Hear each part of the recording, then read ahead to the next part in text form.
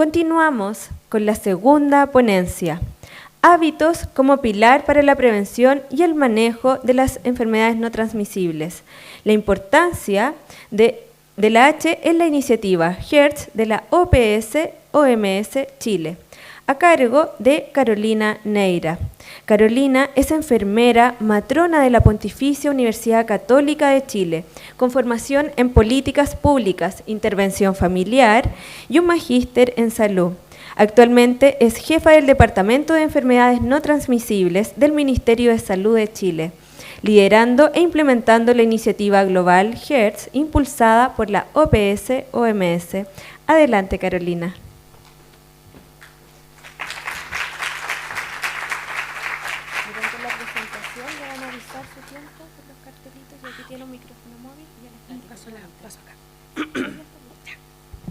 Hola, muy buenos días a todos y a todas. Muchísimas gracias por la invitación a mostrarles un poco cómo HERTS se ha introducido en este modelo de atención de salud familiar y también en el ESICEP como un complemento, como una herramienta para mirar a la persona más allá de los indicadores de salud que tiene que lograr.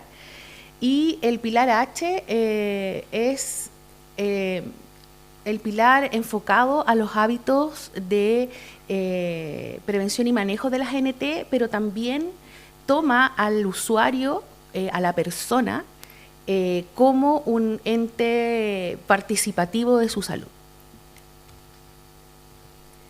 Nuestra hoja de ruta de la presentación, vamos a ver el contexto epidemiológico, que ya Irma lo tocó. Vamos a ver también nuestra hoja de ruta para el abordaje de la GNT, de las enfermedades no transmisibles, que es nuestra Estrategia Nacional de Salud, que tiene muchos de los componentes ya mencionados, nuestro Plan de Enfermedades No Transmisibles, que está en proceso de firma, y la iniciativa HERTS inserta en este plan dentro de ESICEP y todo lo que ya Irma mencionó, desafío y los mensajes claves que me gustaría que quedaran. Hay que reconocer que las enfermedades cardiovasculares son la principal causa de muerte y discapacidad en el mundo. Y bueno, siempre está dentro del cáncer, pero si nosotros sacamos un porcentaje de las enfermedades cardiovasculares, isquémicas, digestivas, tiene un peso mayor en lo que es muerte y discapacidad.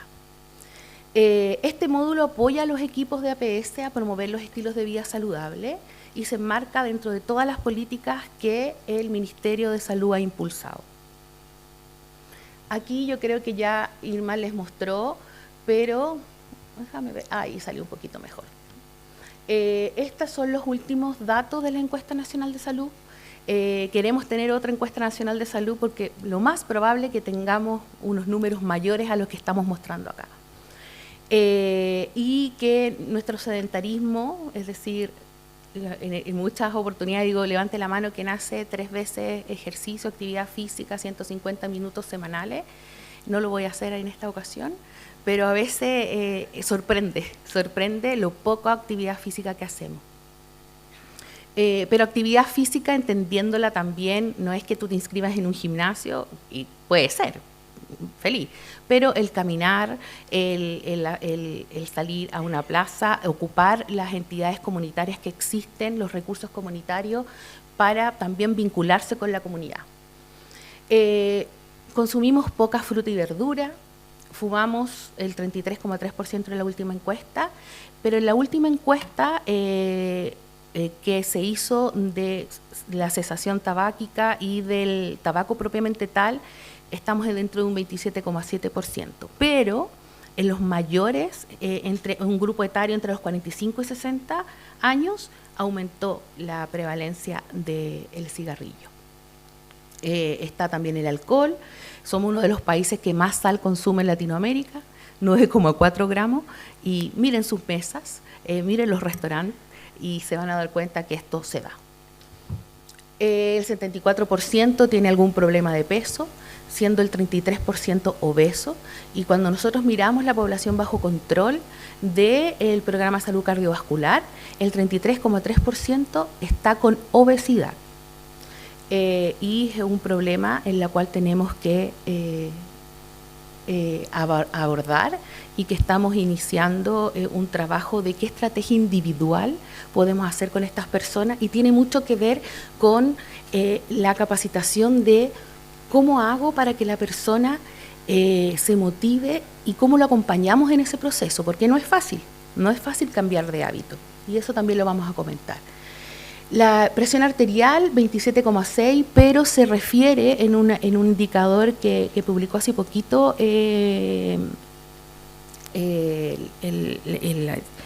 la Liga Mundial de Hipertensión, que vamos a estar bordeando los 30-31% como una estimación.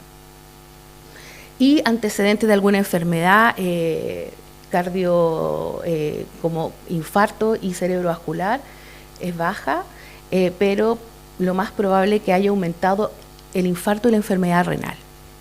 El ataque cerebrovascular ha bajado su mortalidad, pero ha aumentado la discapacidad.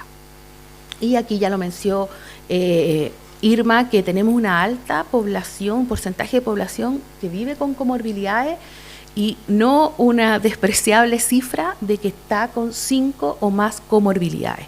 Y esa es la mirada que te da ESICEP, el cómo podemos abordar esta mirada integral a un paciente que es complejo. Las personas que están en atención primaria, y sobre todo en un grupo etario mayor, son complejas. A la atención primaria no es fácil, como dice, no, es muy, requiere harta capacitación. No es cómo logramos hacer integralidad, logrando también indicadores clínicos que sabemos por la evidencia que mata y discapacita a la persona. ¿Cómo logramos eso de la sinergia, de mirar a la persona, hacerlo partícipe, pero también aplicando protocolos basados en la evidencia que nos dice que bajamos la mortalidad, como el protocolo HEART, que no lo voy a ver en profundidad acá. Nuestra hoja de ruta, bueno, aquí está la ENS, que tenemos dos ejes estratégicos, que son los estilos de vida, que ahí tenemos todo el consumo de tabaco, las políticas de alcohol, de drogas, salud sexual y reproductiva, salud mental, y también tenemos un eje específico para enfermedades no transmisibles. Y a dónde están las enfermedades no transmisibles, que generan más discapacidad y muerte.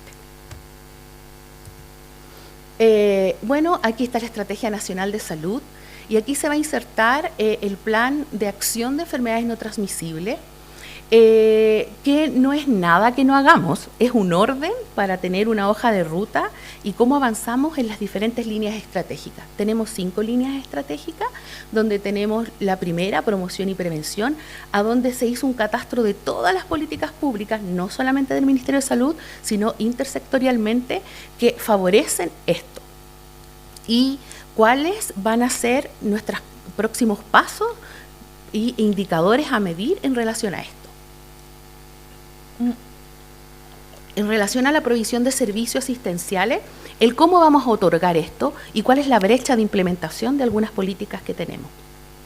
Fortalecimiento de la red, todo lo que es la capacitación de las personas, el fortalecimiento de sus competencias, pero también aspectos técnicos como un box adecuado, como la infraestructura que también está metido acá. Todo lo que es el sistema de registro. Nosotros tenemos un dicho en Estrategia HEART que sin datos no hay progreso. Si tú no tienes datos como medir, no puedes saber si una estrategia es efectiva o no y si favorece al bienestar de la persona o no. Y rectoría y regulación, todo lo que es la orientación y de prácticas clínicas que tiene el Ministerio y toda entidad a nivel mundial. Tenemos que tener regulación y fiscalización y el desarrollo de la mejor evidencia disponible para favorecer a las personas. Acá están los ejes transversales que cruza todo, y lo dijo muy bien Irma, la atención central en la persona, todo lo que es el ESICEP. De hecho, ESICEP tiene un capítulo completo acá, interculturalidad, derechos, determinantes sociales, curso de vida y género. Todos estos componentes tenemos que verlo con esta mirada. Y les hago esta introducción porque no es llegar y poner el pilar H de HEART, sino que esto está dentro e inserto dentro de una política. Bueno, la línea estratégica 1, que educación y prevención, y nuestro objetivo grande es reducir la incidencia de GNT mediante la creación de conciencia y mejorar el conocimiento de la población general. estamos convencidos que las personas informadas son capaces de tomar decisiones, pero también tenemos que hacerles un acompañamiento, porque yo sé que tengo que bajar de peso, sé que tengo que hacer ejercicio, sé que tengo que comer más fruta, pero hablemos del ejercicio. Estoy en la precontemplativa, pasando a contemplativa recién, y lo tengo, y lo sé. Entonces, ¿qué acompañamiento hago para que esta persona pueda tomar una decisión? Y también, cómo los determinantes sociales, como su nombre lo dice, determinan si la persona tiene facilidades para hacer ejercicio o no. Y ahí es muy importante esta georreferenciación que se ha estado trabajando en eso y se quiere fortalecer, es que la persona, el profesional de salud diga, ya, aquí tiene un centro comunitario cerca de su casa, donde hacen actividad física, tal día, tal hora, y también adecuado a la realidad de los horarios, de la realidad local y necesidades sentidas de las personas. Y aquí solamente se los quiero mostrar algunas, pero estas son las principales líneas dentro de la línea estratégica 2 y con ciertos indicadores. Nosotros tenemos indicadores para medir si nos está yendo bien o no está yendo mal. Y esto es lo que pretendemos hacer una línea de base el próximo año y empezar a medir cada 2 a 4 años para hacerle un seguimiento de si está funcionando o no y para poder cambiar ruta. Y acá, ¿qué estamos haciendo? Bueno, tenemos todas las políticas poblacionales, que también forman parte del pilar H. El pilar H está más enfocado en la estrategia individual, pero esto apoya a que no es la persona, para tener un hábito saludable, tiene que tener también determinantes sociales que se lo permitan.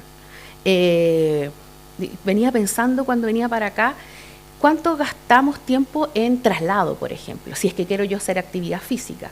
Entonces, hay algunas empresas, todavía no conozco sistema público, que tienen inserto la actividad física dentro de la empresa, es decir, te doy 1 hora de tu tiempo para hacer actividad física 3 veces por semana, pero me tienes que comprobar que vayas, porque si no, ¿cómo insertamos eso y lo hacemos un cotidiano? Porque si no, es bastante difícil con la carga de trabajo y los trayectos y las demoras. Estrategias poblacionales, bueno, obvio, la Estrategia Nacional de Salud, que es nuestro gran paraguas, el sistema Elige Vivir Sano, que es una política y que tiene, no es solamente de salud, sino de todas las otras políticas, por ejemplo, la psicoblía, ayudar a que las personas tengan disponibilidad y forme parte los hábitos, disponibilidad de andar en bicicleta, de trasladarse, mejorar algunos aspectos. Toda la regulación sobre tabaquismo, me ha tocado la fortuna de estar en otros países de Latinoamérica y somos un gran ejemplo en regulación. Nos falta, sí, pero somos un gran ejemplo en regulación tabaco y regulación de alimentación. Nos falta avanzar, pero somos ambiciosos y queremos más, pero tenemos bastante regulación. Yo me acuerdo en el colegio que vendían cigarros en la puerta del colegio en un negocito chiquitito, la señora que vendía cigarros a 100 pesos, en el colegio, al frente. Ahora eso es impensado. Cuando yo entré a la universidad, no voy a decir el año, no, en el año 98, 97, las profes fumaban adentro de las salas de clase o adentro de sus salas. Ahora es impensado. Todas esas cosas es reflexionar en relación a lo que hemos avanzado. Consumo de alcohol también, los etiquetados, regulación sobre nutrición, los impuestos, el Programa Nacional de Alimentación Complementaria, etiquetado, etcétera. Y la estrategia que salió el año pasado para detener la aceleración de sobrepeso y obesidad en la niñez y adolescencia, porque es más costo efectivo intervenir ahí, porque cuesta menos. Y esta estrategia no solamente es estrategia individual, sino poblacional, de cómo llegamos a los niños, actividad física, alimentación, disponibilidad, todo lo que son los cambios de menú en la JUNAEP, que ya hace un tiempo que ya está haciendo.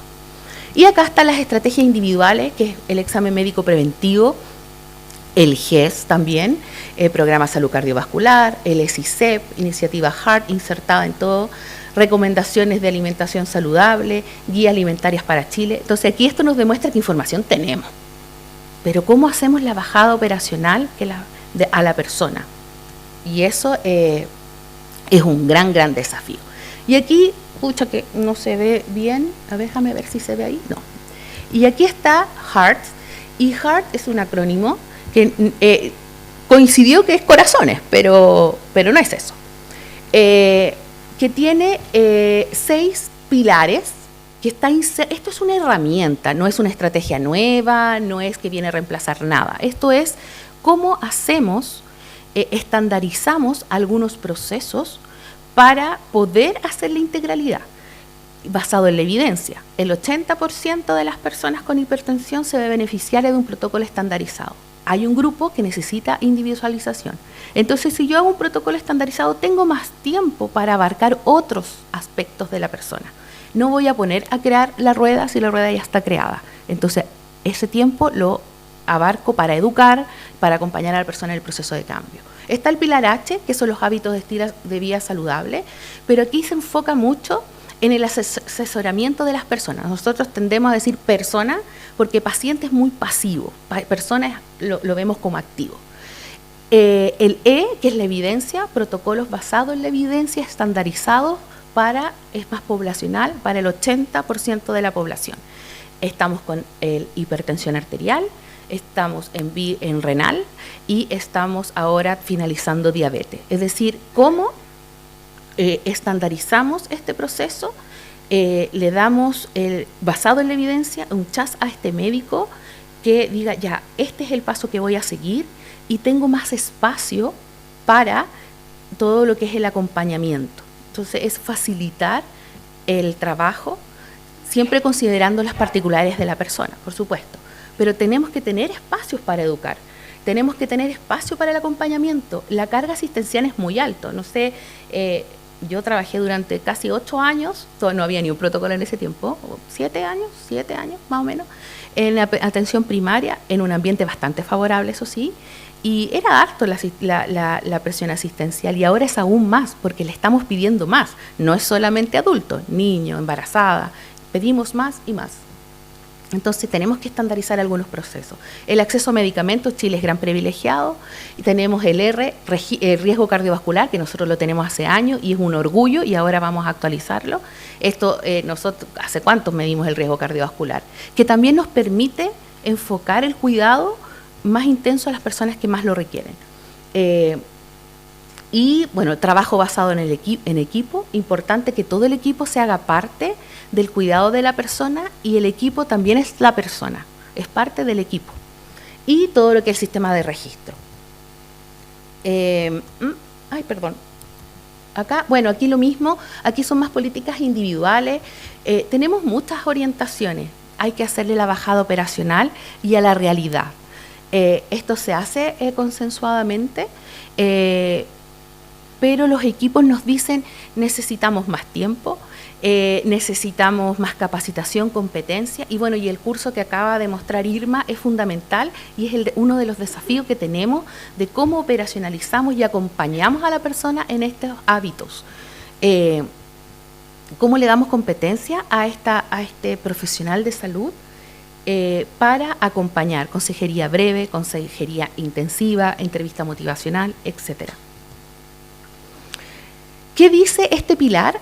Él prioriza entre 4 factores de riesgo principales: alimentación poco saludable, inactividad física, tabaquismo y consumo nocivo de alcohol, que son los que más provocan enfermedades cardiovasculares. Y aquí dice, mire, no abarque tanto, focalícese en ciertas prioridades en cada conocimiento o módulo. Y alimentación saludable indique, favorezca, lleguen a un consenso en que empiece a consumir más frutas y verduras. Pero ESICEP nos ayuda ahí para ver cuál es la realidad de la persona para consumir frutas y verduras. Entonces ahí hay que hacer una adaptación. Comidas caseras, feria, locales. Y acá hay diferentes puntos que ustedes los deben conocer, que es como lo típico que uno entrega, pero ¿cómo hacemos eso operativo? A mí me han dicho todo eso. Bueno, no fumo, pero algunas cosas me ha costado. yo me tomo como ejemplo porque también no soy una persona con actividad física, pero lo intento. Y actividad física, camine 150 minutos semanales de manera vigorosa, que canse, porque no es caminar paseando por la plaza, porque tenemos que generar un poco de más contracción y eso hay que explicárselo a la persona. Controle su presión, su peso, su glucosa, conozca sus números. Muchas de las campañas conozca sus números, empodérese de ese número. ¿Cuál es mi presión normal? Y cada vez que se vaya a tomar la presión, tenga ese poder de decir, estoy bien, estoy con mi presión alta y pueda acudir tempranamente. Tabaquismo, educar sobre las causas. ¿Qué hace el tabaquismo? Baja el riesgo, también los beneficios. Y aquí, a partir del 1 de diciembre, empieza a regir el GES 90, cesación de consumo de tabaco, que incluye intervenciones farmacológicas y no farmacológicas. Y fue un gran desafío, y hace, yo creo que más de 2 decretos que lo estábamos buscando. Ahora es un problema, el consumo de tabaco es un problema de salud, y viene con este GES a apoyar a las personas que desean dejar de fumar, primero que tengan mayor de 25 años, que desean dejar de fumar, que hayan intentado dejar de fumar y que estén en una etapa de cambio de acción. Porque la evidencia nos dice que ese tipo de personas tenemos más éxito, aunque la evidencia también dice que a pesar de todo eso, el 30% tiene éxito. Pero ese 30% baja la mortalidad a nivel nacional, baja la mortalidad en el grupo etario. Y alcohol, bueno, todas las políticas y nosotros somos de la idea de abstinencia de alcohol, no alcohol. Cada vez está respaldando la información, decir, el alcohol, cualquier tipo, en cualquier cantidad, hace mal. Pero ahí las políticas de alcohol también, somos un país que produce vino, entonces, ¿cómo podemos equilibrar eso? Y yo creo que es un gran desafío, y lo hemos planteado, es cómo acompañamos en el cambio de comportamiento. Y hay varias orientaciones, y la idea que deseamos es hacer a todo nivel que esta capacitación llegue a los equipos de salud. ¿Y qué nos dice el pilar H? Esto es un proceso gradual, tiene que acompañar, requiere motivación y las recaídas son partes del proceso. Y eso el profesional de salud debe saberlo, conocerlo y saber acompañar. Si no, una consulta nutricional que te diga coma tantos carbohidratos, no coma dulce, no sirve de nada. Tenemos que tener un proceso de acompañamiento. Y que este acompañamiento ni siquiera tiene que ser presencial. Puede ser telemático, telefónico, acompañar de alguna manera. Entonces es como el gran desafío es cómo bajar estas políticas públicas a las personas que conozca, que sepa y acompañar en el proceso de cambio. Y tenemos herramientas. Y lo quise poner porque para que haya un cambio tiene que haber una interacción, un empoderamiento de la persona, tiene que estar informado, y esto también lo dice el pilar H, tiene que haber una persona informada y activada. Y ese proceso a veces no está activada, pero cada contacto que tengan con la persona hay que aplicar consejería breve o intencionada para lograr que pase de etapa de cambio. Y cada vez puede decir, no quiero dejar de fumar, no me importa, pero hay que ir paulatinamente. Y en cada contacto con la persona es una oportunidad. Y también tiene que haber un equipo preparado. Y ese es nuestro gran desafío, de que todo profesional de salud haga el curso que Irma mostró, y también vamos a hacer una capacitación en relación a entrevista motivacional, consejería breve, darle énfasis en contexto de cesación de tabaco, pero sirve para todo. Tener información requerida de la persona y su familia, en qué contexto. Nosotros tenemos que saber a dónde estamos parados cuando atendemos, para poder acompañar de la mejor manera con los recursos que tenemos. Y mensaje clave que me gustaría dejar acá: promover estilos de vida en atención primaria es clave para reducir las enfermedades cardiovasculares. Y tenemos que aplicar estrategias e intervenciones basadas en acompañamiento en el cambio de conducta y en esta mirada integral. No es la persona, sino la familia, pero también adecuarnos a la necesidad sentida, lo que dijo Irma del plan consensuado. Pero el plan consensuado también poniendo indicadores clínicos a cumplir por la persona, porque si la persona no le bajamos la presión, le va a dar algo, le va a quedar discapacitada. Entonces, ¿cómo hacemos esa sinergia?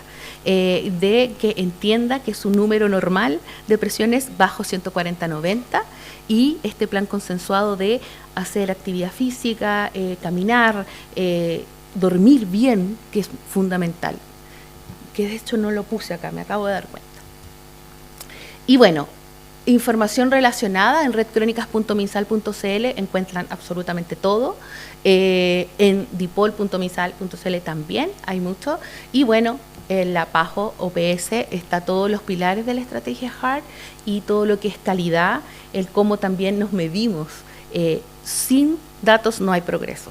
Eso es sumamente importante. Midámonos, veamos cómo lo estamos haciendo, porque a veces gastamos mucha energía y mucho tiempo en estrategias que no nos dan resultados. Entonces, somos pocos, es poco el tiempo, aprovechémoslo y acompañemos a las personas. Muchas gracias.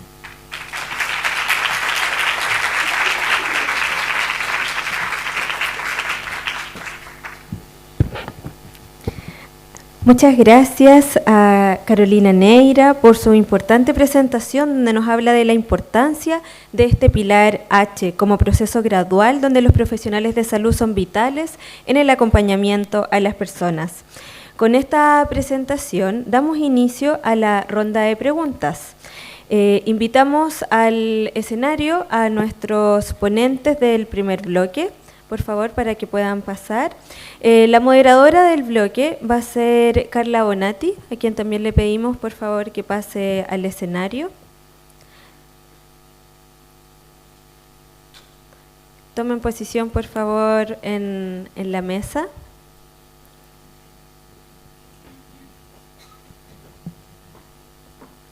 Y vamos a abrir el espacio para la ronda de preguntas de nuestra audiencia presencial y virtual hacia los expositores.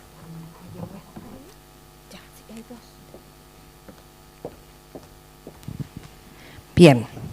¿Se escucha bien? Sí. Este es para llevarlo para allá. Bueno, cuando nosotros pensamos en el programa y quisimos incluir este bloque de política pública, básicamente era porque felizmente cuando hablamos de medicina del estilo de vida todavía existe el mito de que es privilegio de algunos. Pero cuando vemos las políticas públicas y cuando vemos las directrices de la OMS y de la OPS, nos damos cuenta que no es así, ya que también existen directrices hacia el sector público, en donde se atiende más del 80% de nuestra población, y eso es bien esperanzador. Así que por eso ustedes están aquí, para mostrar lo que están haciendo y que están muy en sintonía con lo que nuestro enfoque dice que es la forma correcta de llegar antes, en el fondo. Ya. Y en relación a esto, nos gustaría abrir la palabra en el público, si es que hay alguna pregunta dirigida a alguno de los expositores. ¿Hay?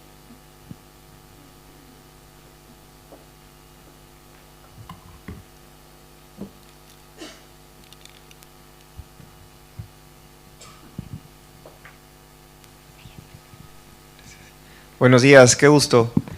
Gracias por las presentaciones. Soy Alfonso. Mi pregunta es, entendiendo que las políticas vienen del gobierno, de los líderes de diferentes instituciones, ¿cómo ven el comportamiento, o en todo caso la tendencia del comportamiento de estas personas? Si es como de interés y apoyo, ¿es más bien de resistencia? De las personas que ocupan estos cargos, ¿no? Que van a ser, y que no son profesionales de la salud necesariamente. ¿Quién le gustaría dar respuesta? ¿Es de los activos comunitarios o en general? Sí, en general. O sea, los políticos o los líderes de diferentes instituciones que no son profesionales de la salud, ¿tienen un comportamiento como de interés y de apoyo o no tanto? Y la tendencia tal vez en los últimos años, ¿no? Gracias. Mira, desde el trabajo de salud, En general, la tendencia de las comunidades es a apoyar las acciones que se generan desde los sanitarios. Eso es lo que nosotros visualizamos. Ahora, en los procesos de implementación de una política pública como esta, en donde estamos generando un cambio que es transformacional para el sistema, porque es un cambio profundo, porque tiene que ver con las prácticas, con los haceres, más que con los saberes, ¿ya? Se producen situaciones disímiles, ¿ya? ¿Por qué? Porque, y por eso que nosotros cuando partimos con un proceso voluntario, o sea, donde hubiera un directivo motivado y un equipo motivado que quisiera avanzar en un proceso de cuidado diferente, ahí partimos. ¿Por qué? Porque las resistencias son propias de las personas. O sea, las personas tendemos frente a algo diferente, frente a algo nuevo, presentar resistencia. Entonces la apuesta nuestra ahí fue que al mirar a otro que lo hacía diferente y que tenía resultados diferentes, se iba a ir sumando más personas. Entonces, resumiendo lo que tú nos consultas, es disímil, pero lo que nosotros hemos visto es que a medida que pasa el tiempo, como yo les planteé delante, de 255 centros, nosotros en este minuto tenemos más de 800 que están incorporados porque encuentran que esto hace sentido. Y yo creo que esa es la palabra clave, que la política pública haga sentido para quienes la tienen que implementar y para quienes tienen que ser parte de esa política pública, en todos los niveles. No sé si te respondo. Pero... Muy importante esa pregunta, y lo que hemos observado en América Latina es que a veces la salud no tiene la visibilidad de otros temas.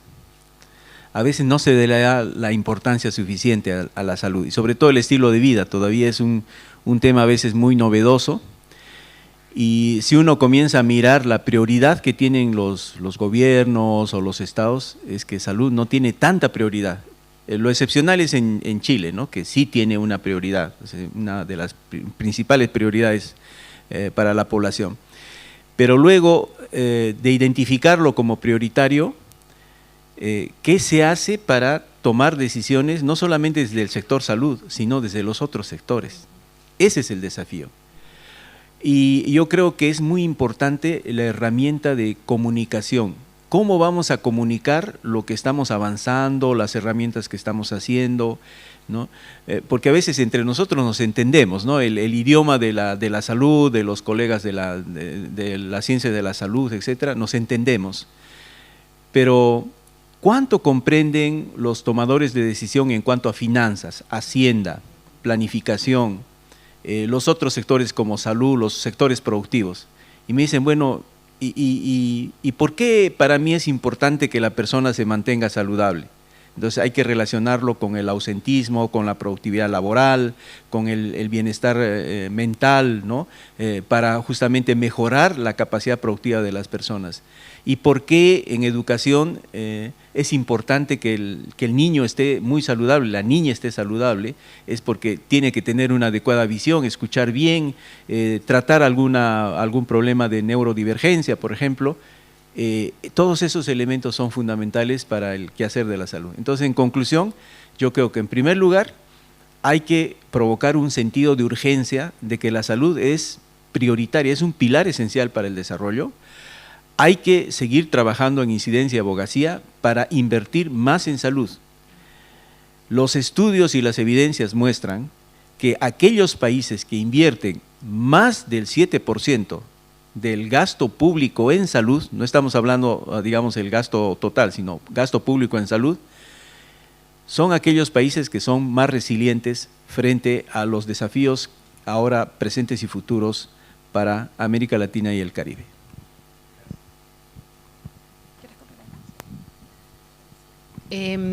Creo que Chile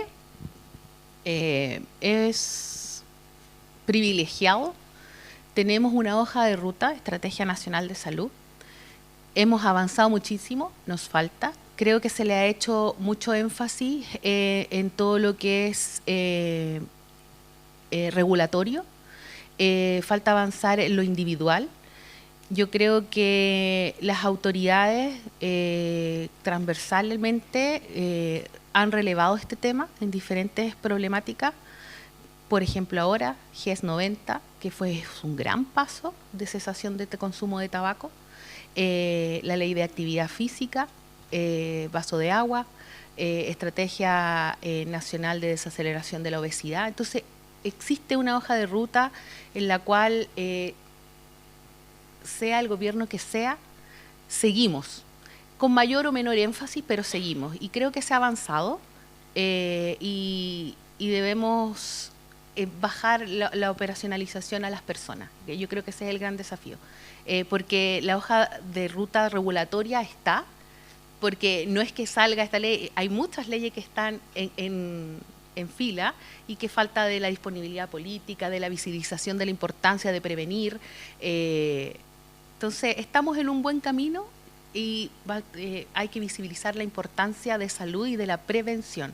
La lista de espera nunca se va a acabar si no invertimos en prevención y promoción, nunca, en atención primaria. Entonces, por ejemplo, cesación tabáquico, va a disminuir el EPOC, va a disminuir las hospitalizaciones de asma, va a disminuir la muerte por cáncer. Entonces, es una inversión a largo plazo. Entonces, esa es la política de Estado. Importante, el mensaje es que hay que ahora en esto invertir, porque no hay otra posibilidad de disminuir las listas de espera. Muchas gracias. Hay hartas preguntas en las personas que están conectados a través de nuestra señal online. Voy a elegir una para darle la oportunidad a la otra que está en sala, ¿ya? Preguntan para ESICEP, ¿ya? Y el control médico, dice. ESICEP y el control médico. ¿Cómo se logra la autogestión y el involucramiento de la persona en su salud cuando son analfabetos o tienen algún grado de deterioro cognitivo?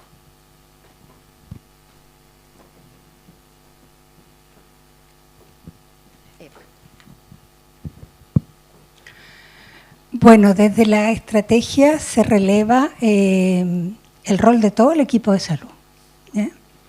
Es fundamental el aporte que cada uno de los profesionales, de los técnicos, de los administrativos hacen en el cuidado de las personas. Entonces, en ese sentido, cada uno desde su disciplina tiene su rol en este cuidado y cada uno en los puntos de contacto en que la persona interactúe va a tener que acompañar ese plan de cuidado. Por lo tanto, la estrategia no plantea un abordaje diferente frente a personas que tengan alguna condición especial, más que llevar a cabo lo que son los principios que les mencionamos delante, o sea, que ese cuidado, esa interacción, ese contacto responda a un cuidado centrado en la persona con integralidad y continuidad. Lo específico que se desarrolla en función de las condiciones que la persona tiene está respaldado por cada una de las guías, de las orientaciones, de las normas que existen para ese proceso particular.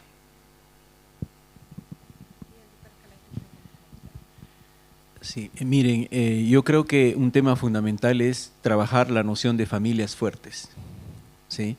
Y nosotros como Organización Panamericana de la Salud hemos impulsado en varios países esa noción de familia fuerte, donde hay que revalorizar la importancia del diálogo intergeneracional en la familia. Y hemos desarrollado estos círculos de diálogo en la familia para generar acuerdos y protegerse entre la familia y mejorar la conexión social y la cohesión social. Pero además Chile tiene una experiencia muy rica, y yo creo que es otro ejemplo en América Latina, el rol de los promotores de salud. Hemos visitado los ámbitos geográficos, las regiones, etcétera, y hemos encontrado que ahí hay una energía muy importante, están incidiendo en las comunas, ¿no?, que son un nexo entre los servicios de salud y la comunidad. Hay las duplas sociosanitarias, hay los promotores de salud mental, Y tengo unas anécdotas muy agradables y que justamente estamos sistematizándolas para presentar a otros países como ejemplo de cómo responde la sociedad frente a estos desafíos. Porque es diferente que un promotor comunitario vaya a un barrio por barrio, familia por familia, e identifique a esas personas que de repente, por su condición de aislamiento, soledad, no tiene para continuar su tratamiento, o quien le lleve al establecimiento de salud. Hemos visto acciones muy importantes en ello. Muchas gracias a ambos por su respuesta. Creo que hay una pregunta más en el público. ¿Así? ¿Dónde estás por ahí? Hola, ¿cómo están? Muchas gracias a todos por su presentación, las disfruté mucho. Efectivamente, al final de la presentación mencionaste, Carolina, que no hablaste sobre el sueño, y yo justo para mi presentación revisé y efectivamente en la Estrategia Nacional de Salud no se menciona el sueño. O sea, no es tu presentación, es la estrategia. Estrategia que está determinada hasta el año 2030. Y la verdad es que sabiendo con toda la evidencia que existe sobre el aumento del riesgo cardiovascular, de la mortalidad, de la salud, etcétera, ¿cómo podemos quizás nosotros, los expertos en sueño, participar o ayudar o, no sé, fomentar, es como decía el doctor, esta urgencia por la salud, cómo tener esta urgencia también para que seamos incluidos un poco. Lamentablemente, hace poco incluso se bajó el financiamiento del Bonopad, entonces el Bonopad bajó su valor y eso hace que el polisomnograma sea todavía más difícil querer impartirse en centros privados que pueden ayudar a nuestros pacientes a sacar esta lista de espera. Tenemos todavía cambio de hora, sabiendo que la evidencia muestra que cambiar la hora aumenta la mortalidad, los accidentes de tránsito, etcétera. Entonces, quizás no solamente, y no lo digo como una crítica al ministerio, sino que como también quizás nosotros, los expertos, podemos ayudar a que exista este sentido de urgencia y seamos incluidos, porque me pasa que yo hago muchas charlas de sueño y, por ejemplo, fui a hacer en el Colmed, me invitaron, yo lo pasé muy bien, pero una de las preguntas fue, ¿cómo lo hago en mi realidad? Están todos adictos a las benzodiazepinas. Bueno, todos los pacientes están adictos a las benzodiazepinas porque los médicos no estamos formados en sueño y estamos manejando mal el enfrentamiento inicial a ese paciente. Entonces, un poco invitarlos a ustedes como cuándo se le va a dar el sentido de urgencia que merece, pero también qué podemos hacer nosotros para que exista ese sentido de urgencia en la salud del sueño. Muchas gracias. Gracias, Fernanda. No sé si alguien quiere... Toda la razón, nada que decir. Mira, este año, en este trimestre, estamos empezando desde el Departamento de Enfermedades No Transmisibles a trabajar la temática sueño. Primero, estamos desarrollando los lineamientos técnicos de las unidades del sueño, desde la atención primaria, desde la detección de trastornos del sueño y a las diferentes unidades, como para reconocer las que ya están instaladas y también para dar una directriz para la instalación. Eso se está trabajando con la División de Gestión de Redes Asistenciales, a donde también tocamos lo de las prestaciones específicas. Sí queremos también orientar y capacitar en esta y otras temáticas que también están involucradas en el sueño, es el manejo de los trastornos del sueño a nivel de atención primaria y con lo que tenemos en atención primaria. Así que en este trimestre se le dio una relevancia gracias a los expertos que pidieron, expertos hospitalarios de las unidades del sueño del tórax, el que dijimos necesitamos primero que nos reconozcan y otros visibilizar los trastornos del sueño que también están relacionados con la obesidad. Y el SOAS hace que aumente el riesgo cardiovascular y es un círculo vicioso. Entonces, sí lo tenemos visibilizado y tienes toda la razón, en la estrategia no está específicamente sueño. Sí que es un gran desafío, pero ya estamos mirándolo y eso es sumamente importante. Y bueno, nosotros somos abiertos a todos los asesores. De hecho, esto surgió de un asesor y de alguien que partió con un lobby y dijimos acá, después dijera y logramos, estamos construyendo ese lineamiento que es la punta de lanza para otro desarrollo más importante. Sobre eso les propongo lo siguiente, ¿no? De que dentro del GES son las garantías explícitas en salud, ¿verdad? Pero están basados en los grupos relacionados de diagnóstico, es decir, ya una condición de daño hecho, ¿no? Una enfermedad o un riesgo. Pero ¿por qué no plantear la noción de un GES vinculado al estilo de vida, como un conjunto integral de acciones necesarias para garantizar que las personas tengan el derecho también de tener prestaciones vinculadas al estilo de vida, ¿sí? Sueño, alimentación, actividad física, ¿no? Etcétera, etcétera. Entonces, pensemos como en un pack o en un combo de actividades integrales que permitan justamente mantener un estilo de vida saludable e incentivar a la población a acceder a ese GES. Es decir, habría que incorporar probablemente un GES de esa naturaleza que sí haga honor a garantía explícita en salud. Muchas gracias a ambos por su respuesta. Y creo que el equipo dice que hay espacio para una más. ¿Sí? Creo que hay muchas. Ahí te dejo la misión de elegir. Me encanta que todos participen, pero tenemos que cumplir la agenda programática. Así Gracias. Espero preguntar por todos. Muchas gracias a todos por sus exposiciones también, por el trabajo que han hecho, que significa que hoy día estén aquí con nosotros. Tengo muchísimas preguntas también, pero voy a tratar de enfocarla en dos cosas. La integración de todas estas estrategias es APS. Uno, cómo fomentamos el reconocimiento de las personas y cómo unimos como con el trabajo, por ejemplo, cuando se valora las indicaciones también del hospital y uno está tratando desde APS de decirle integre una cucharada de garbanzos, de lentejas, etcétera, y en el hospital le dicen la proteína viene del pollito y eso es lo mejor. Por ejemplo. Dos, cómo mejoramos el interés profesional en quedarse, en mantenerse en APS y mantenerse en estas estrategias de implementar los pilares del estilo de vida cuando el tiempo siempre es acotado.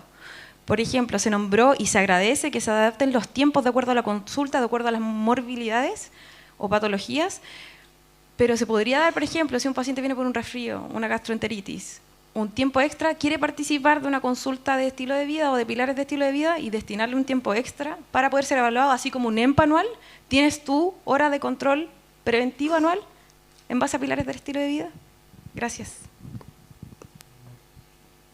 ¿Quién quiere responder? ¿Por aquí?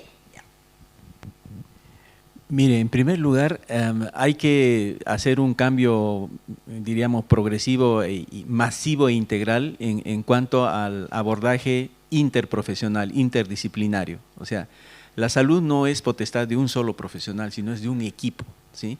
Y hay que pasar de la noción de cadena de producción, ¿no? Es un enfoque fordista que ya está, vamos a decir, desactualizado frente a los desafíos que tiene ahora la realidad. ¿Por qué? Porque si yo veo a una persona, viene, sabe que tengo dolor de cabeza, tal, que no sé, probablemente sea hipertenso, pero de repente está deprimido, está en sobrepeso, está en obesidad, tiene de repente una enfermedad transmisible, etcétera, entonces tengo que verle como una persona en su integralidad. Por tanto, no es labor exclusiva del médico, de la médica, sino de la enfermera, del equipo en pleno, incluido el equipo administrativo. Y además de eso es el aporte de la comunidad. Es decir, que hay una corresponsabilidad allí, también de la familia, también de la comuna.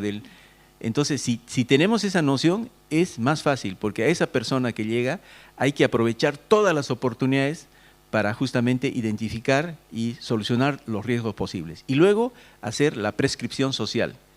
Porque es esa persona, bueno, dice, se vacunó, le dieron su tratamiento, absolutamente todas las intervenciones, pero vive solo, es una persona adulta mayor que no tiene quién le va a atender, entonces hay que hacer la estrategia nacional de cuidado, o sea que es la intervención del equipo de salud, pero ya la intervención social, es una prescripción. ¿Sabe qué? Usted tiene que salir al menos 2 veces a la semana con sus amigos. Mire, le vamos a contactar con este activo comunitario y tata. Esa es la prescripción social que se da como una receta. Y el papel ampliado del médico familiar y comunitario. Ahí está la clave en Chile.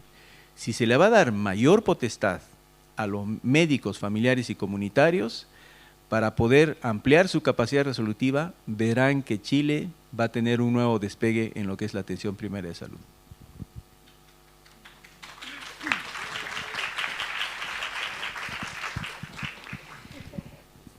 Aportando un poco a lo señalado, yo tiendo a mirar con bastante optimismo lo que nos planteas, porque Si uno mira para atrás, cuando partimos con la CICEP, por ejemplo, que partimos en el 2020, son pocos años en realidad, nosotros cuando iniciamos no visualizábamos que a esta fecha, al día de hoy diríamos, podíamos haber tenido los cambios que se han producido desde el punto de vista organizacional y de las personas, en realidad. Entonces, en ese sentido, yo creo que hay buenos caminos por delante, ¿ya? Y uno de ellos tiene que ver con lo que les mostrábamos delante de esta alianza OPS-Xochimep-Minsal, ¿no? Que lo que vino, uno puede decir, es un curso, ¿ya? Pero lo que vino a hacer es más que entregar un curso, porque lo que vino a hacer es generar en este primer año, en casi 500 personas que participaron, personas de los equipos que están en esa interacción que tú dices en el día a día, ¿no?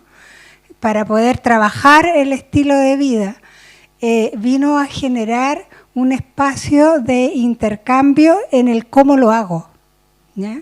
Esto de pasar del qué, que es lo que todos decimos que tenemos claro, ¿no? De qué se trata el tema.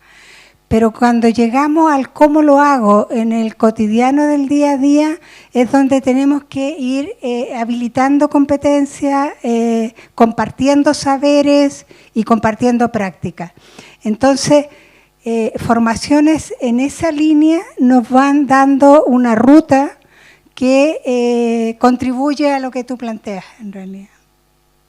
Entonces, yo creo que yo veo con expectativas amplias lo que podamos generar en nuestra atención primaria. ¿Por qué? Porque nuestra atención primaria es una atención primaria que tiene mucho compromiso con la población que atiende, con la población a la cual está entregando los cuidados. Yo creo que lo que dice Irma es fundamental. La capacitación, la visibilización de que la persona que tiene hipertensión es un contexto y decir, oye, ¿no le estará pasando otra cosa? ¿No sabrá leer, escribir? ¿Vivirá sola? ¿No se recuerda? La evaluación integral más integrada al profesional de salud. El cómo mantener el profesional de salud en APS no podría respondértelo. Yo creo que hay que tener más incentivos y no cansarlos tanto tampoco. Muchas gracias. Bueno, con estas respuestas agradecemos a nuestros excelentes panelistas, agradecemos todo su compromiso, su trabajo y damos por finalizada la ronda de preguntas y los invito aquí al escenario, al centro, para recibir un reconocimiento y sacarlos la foto oficial. Invitamos por favor al escenario a nuestra presidenta.